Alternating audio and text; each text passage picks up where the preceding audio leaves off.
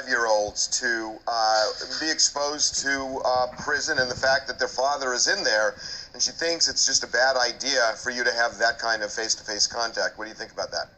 Well, for my own mental sanity, I tried to kind of recognize where she was coming from, but, I never agreed on the fact that I didn't want to see my children. I never agreed to that.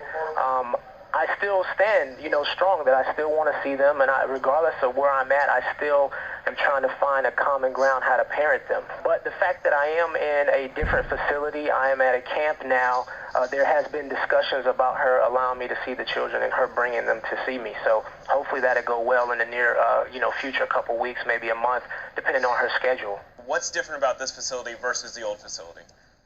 Well, I'm at a camp now. It's a little more, you have a little more leeway as far as your jobs and so forth, and there's not a lot of tension. I'm not really behind a fence per se, so it doesn't.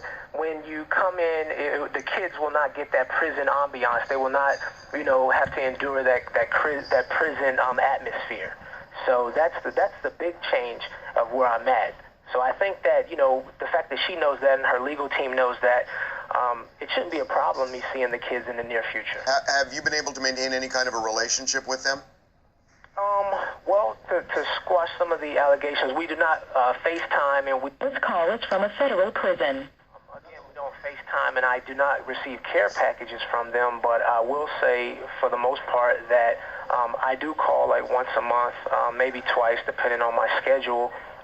There's a revalidation time, like it's on the 16th of every month. So that's when I get my phone minutes, and I normally try to reach out to them then, depending on the schedule. People are busy at my house, and, I would like to speak to them more, but, I kind of got to be understanding of everyone's schedule, and they're in school, and they got to go to sleep early for school as well.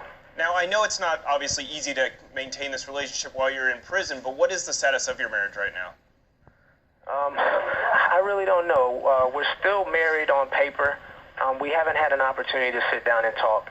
I don't know really what's going on. There's been a lot of speculation. Well, there has been talk that Phaedra wants to file for divorce, right? Yeah, exactly. That's where she stands, and she has spoke to my legal team as well about divorce, and it's up in the air. I need closure in my life right now. I need closure. I have a lot of ill feelings. I'm very frustrated and angry.